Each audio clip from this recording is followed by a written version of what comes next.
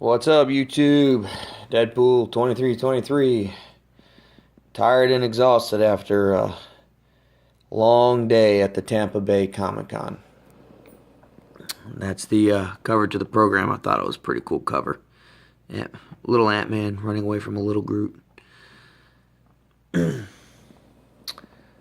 So I just want to go a little background here. So I had said I was going to see what I could do for $200. That was my initial plan. And if you remember from my last haul, which was just a couple days ago, I hit a really good score for 80 bucks. And that was part of my money going into Comic-Con, but I couldn't turn it down. I kept 5 books out of that haul, including one of the New Mutant number 98. The rest I took to Tampa Comic Con and I got $260 for. So I was initially going to Tampa Comic Con with $300. I was only going to spend $200 on comics, but then when I got such a huge hit with the $80 haul and being able to sell it for an additional $260, which essentially I more than tripled my money. I was stoked. So I decided that I was gonna try to go after some collection stuff and try to finish off a few of my collections. I'm just adjusting the camera. Sorry about that. So I'm gonna get into it. I got a lot of books to cover, and there aren't a whole lot of stories. I will say this: if you look at the newspaper, I hear about this every now and again, and I don't understand it. These dealers. They bring their stuff in, they leave it there, and they go back to their hotel room. And this guy had one box stolen. This dealer, I guess it was Friday or Saturday night, according to the papers. There was about $85,000 worth of comics stolen, including 2 graded Amazing Fantasy 15s. Why you would leave something like that unattended overnight, I have no idea. I understand you can't take all your comic books. If someone goes through your long boxes and takes a couple $100 in comics, that's shitty, but that's a gamble you take for those conventions. I understand that. But those comic books were $15,000 to $20,000 a piece, and you left them just sitting unsecured in a box. Ridiculous. I don't get it. I guess that's why I'm a collector and not a seller. I don't get it. I talk to different comic book owners and people who set up, and they take their real expensive stuff back to their hotel rooms with them at the end of the night. Whether it's 1 box or 4 boxes, they don't leave it there for someone to steal. So the first book I'm going to go over, I love this book. Not a big DC fan. If you've followed any of my posts before, I watched The Suicide Squad the other night, and I'm really falling in love with the character of Harley Quinn. Visually, she's a fun character to see. She's a fun character to draw. I can tell you she's a fun character to see lots of ladies dressed up as at the comic conventions. But I don't read her storylines. Yancey Street had an artist by the name of Tom Rainey, come in and do a special limited edition cover. And this is his limited edition cover. Let's see if you can see it. I got his autograph, and then I got Chad Hardin, Amanda Conner, and Jimmy Palmiotti. Hardest one to see is that one, Amanda Conner and Jimmy Palmiotti. It was $15 for the cover, and then another $5 for Chad Hardin's autograph. All the other artists signed for free. I'm not real familiar in the artist scene of the current artists. I'm starting to learn them. I'm not a big autograph hound. My one buddy that I go with, he only brought like $100, and he spent all day walking between booth to booth, getting autograph after autograph after autograph after autograph, which that's awesome. And he loves getting artwork, and that's what he loves. And I love the excitement he gets when he gets this guy's autograph or that guy's autograph. all these guys that sign autographs are really cool people, really awesome. Tom Rainey sat there, and all of them. Chad Harden and Amanda Connor and Jimmy Palmiotti had huge lines waiting for him. Tom Rainey, at some points he did, at some points he didn't. Tom sat up in the Yancey Street booth, so because that's my local store and I know those guys real well, I sat there for quite a while and BS with them. Really good guys. Again, $15 for that variant. All right, let's get into the haul. I have not changed any of these out of their bags. They're all in their what I bought them in. So all the prices are on them. I did not pay cover price for a single one of these. I don't remember all the prices. I will tell you the prices as I remember. So Deadpool number 2, need it for the collection. Beautiful copy.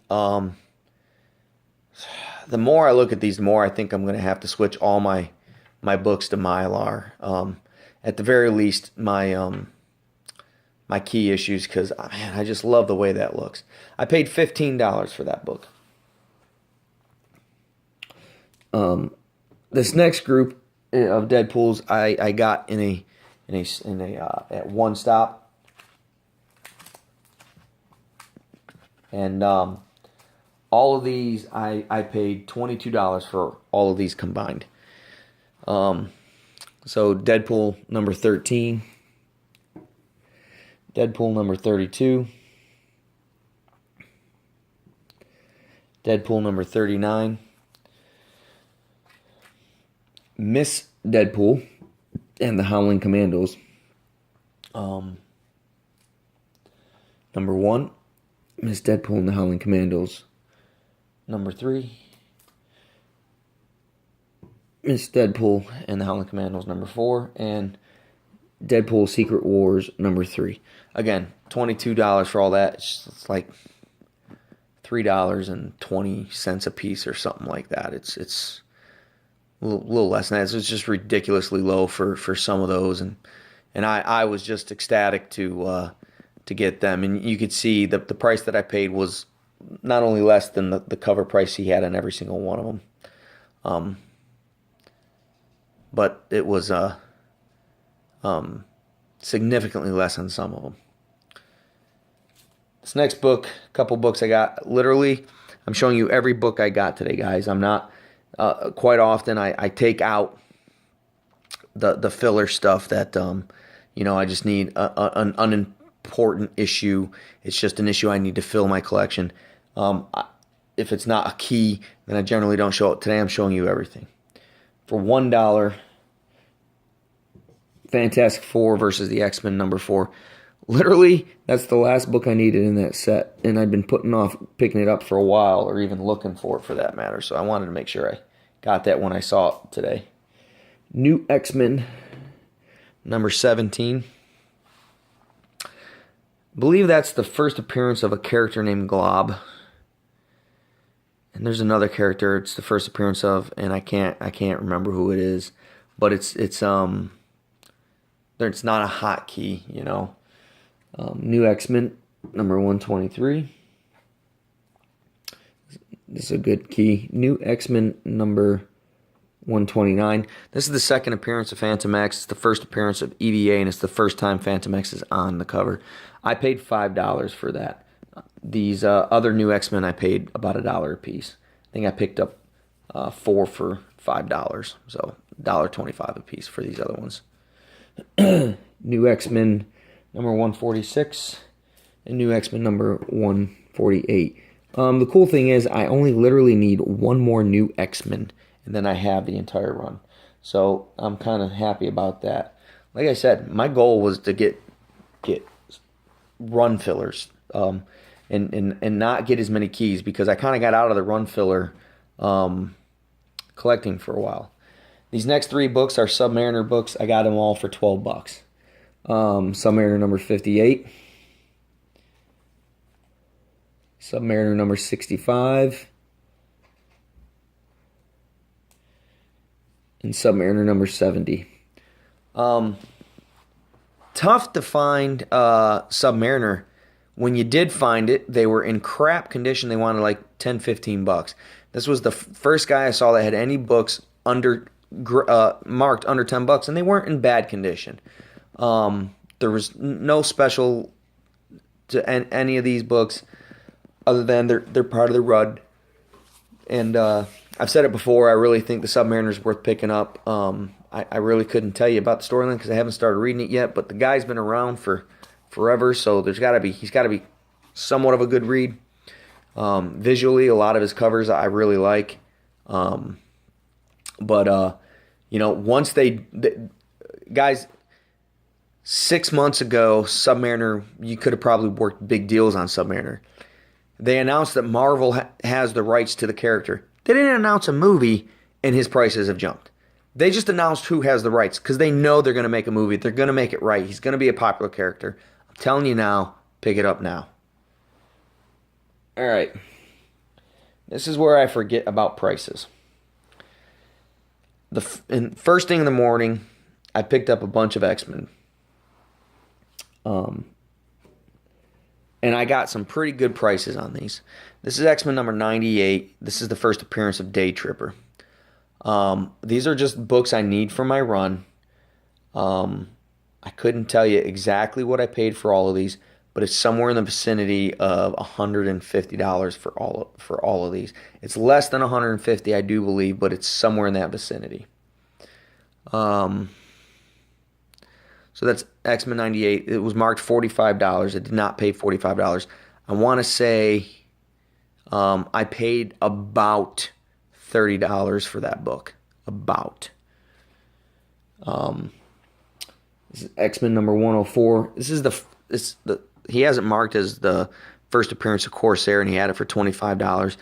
One of my favorite covers, to be honest with you. I hate that he had that first Corsair on there. Let me see if I can pull that off real quick.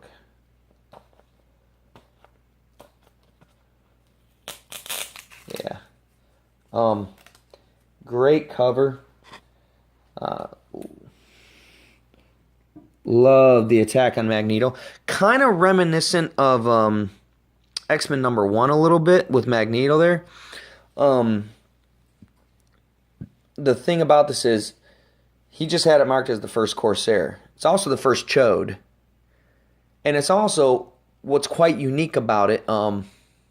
If you're an X-Men fan, you know what Muir Island is. It's where Dr. Mariah McTaggart sets up all of her stuff.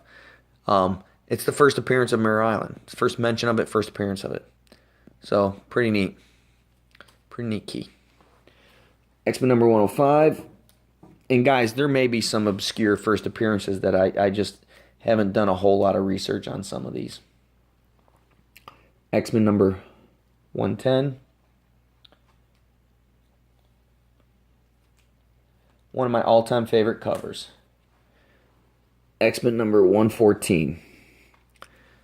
Guys, you see this? I'm paying about 10 to 15 bucks a piece for these, and they're in really good shape. I'm really shocked. This book is marked $25. I've seen it in stores in this shape marked well over 50. Sometimes as much as 100. Very important book. Besides the cover, I mean, the cover is just a classic X-Men cover. It is the first time the word Uncanny appears on the title, The Uncanny X-Men. They don't officially change the title to number 142, but it is the first time that the word Uncanny appears on the title. The X-Men number 116 is the first appearance of Amal Farouk. If you don't know who Amal Farouk is, he's the Shadow King. But this is his first appearance as Amal Farouk. And then Uncanny X-Men number 117 is the first appearance of the Shadow King. My goal is to get everything from issue number 94 up, including Giant Size X-Men number 1. I have everything now from issue 1, I believe 13 to 350. Going from 94 to 113, I think there's only about 5 issues left I need. Unfortunately, there's some of the more expensive ones, number 101 and number 94, 95. This was a good buy for me. I got for 30 bucks right at the beginning of the day. Amazing Adventures #1. Not in the best condition, but the ones in the best condition are 80, 90 bucks. You guys all know, I've been saying it before, I'm a big Inhumans fan, and so I wanted to really get this collection. Also, the Amazing Adventures. I really like that line of comics. My goal is to get the first 18. This is the only one I got today. Man, it's just an expensive series. Anything with the Inhumans in that series or with the Beast in that series, they just want a lot of money. And I just didn't find any vendors that had some reasonably priced. They all wanted $50 or more for each comic, and it's just ridiculous for that price. But still, the original Inhumans series, I did pick up quite a few. #3, I did pay $3 for that. I didn't even try to ask the guy to go down because it was $3, and it was the most reasonably priced book of the day. Issue #4. There's nothing special about this book except for, I believe it's the first appearance of this one is the first appearance of a character named Shatterstar, not the Shatterstar from X-Force. They wanted $5. I bought it. This right here, you can see someone wrote $4.25 on the cover. Why you would do that, I don't know, but they did. Not the best shaped book, but again, it was $5. And to be honest with you, didn't see another book, didn't see another #4 anywhere. And I mean, I went through looking all day. I paid about $10 a piece for the next couple. #5 in the series. #6 in the series. #8 in the series. And #10 in the series. I don't remember the exact amount. I know I bundled them together at one place. I gave them a price. We went back and forth. To be honest with you, I did that a lot today, and I don't remember the exact price I paid for all of them, but it's somewhere in the vicinity of about $10 a piece, because whenever I put my price together, when I look through comics, I go 50%, and I try to get as close to that 50% as I can. So if there was, well, I guess I'll just do it as an example. So we got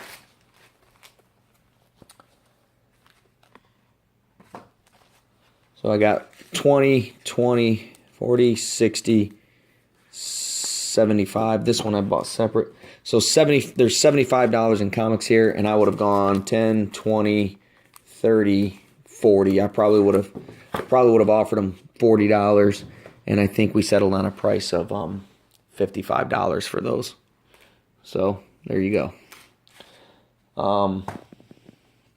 I also did pick up this, the Uncanny Inhumans #11, or the Inhumans #11, and again, $3. I didn't even try to haggle with the guy. It was $3. It was absolutely worth $3. The next two books weren't books that I was looking for to pay a lot of money for, but I felt after my last video I really had to redeem myself. Not my last video, but 2 videos before that. I just really felt like I had to redeem myself with these. So I got the Micronauts #1, and in excellent shape. I paid $10 for that. You can see that it's marked 15. And the Micronauts #8. And these are the original Micronauts, not from the new Voyages.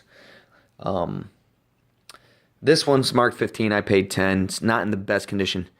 Guys, I saw people at the Tampa Bay Comic Convention list this book for $60.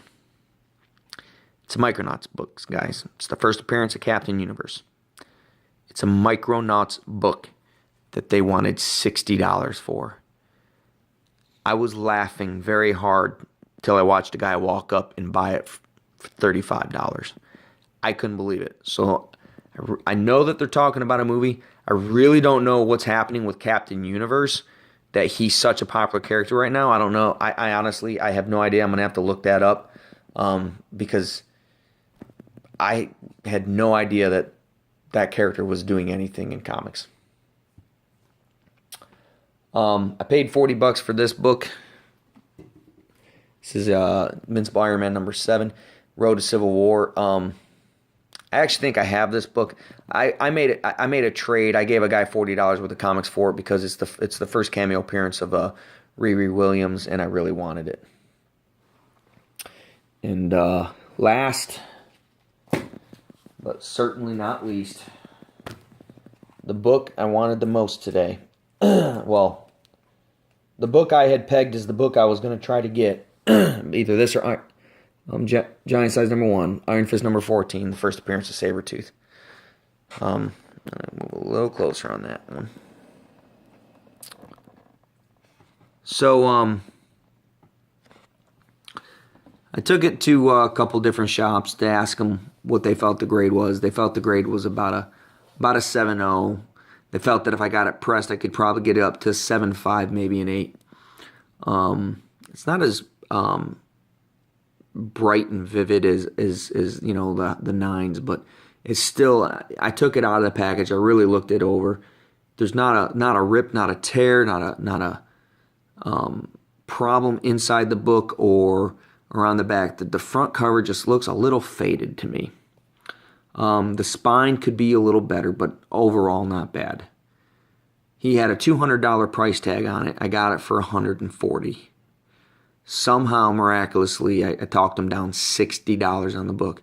Guys, that's why you go to comic book conventions on Sunday, because that book was $200. Now, the downside to that, when you go to a convention on a Sunday versus going to a convention on a Friday, I literally saw 3 of these books, and the other two were both graded. Now, albeit once I bought this book, I stopped looking for the book too, but normally they still kind of stick out. I was looking for Giant Size X-Men number 1. I found 2 copies. One was a graded 9.6. The guy wanted, or 9.4. The guy wanted $2,500. The other one was an ungraded piece of crap that a guy wanted $800 for, and I just laughed at him and walked away. So I'm very happy with my haul today. I'm super stoked to add this to my collection. This is one of my favorite villains of all time, and I just personally think the battle covers between him and Wolverine are some of the most classic covers, and I love that his first appearance is a classic battle scene cover. This is a major grail for me personally. I'm just super stoked to have this book in my collection, and so that was my haul. I think I had a great time. On a side note, my son bought a comic book today, and tomorrow's his 15th birthday, and he's not a big comic book guy, but I want to give a little shout out to him because he spent $62 or $63 on this book, and I don't own a single slab book, but yet my son does. And this is a Darth Vader number 1 variant. It's signed by Kieran Gillen, and he also did a little sketch, and I don't know if you can see it, but right there is the you can kind of see me in the reflection. Hi. But you can see that it's the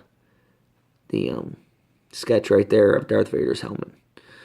So yep, that's it from the Tampa Bay Comic Con. I just want to put this one back up, guys. I'm telling you, it's an awesome cover. Get to Yancey Street and get it. I'm sure that they're selling them on their eBay store too. They've also got black and white sketch variants. It's the same one, just as the black and white sketch. So guys, that ends my Tampa Bay Comic Con haul. Post some comments, guys. I don't get a lot of comments. Post some comments, what you like, what you don't like about my videos. You know, I'm always looking for constructive criticism. I'm not a professional here. I don't do these videos professionally. I just do them for fun. And you know, if you got a comment, please post it. And till next time, guys. Happy hunting.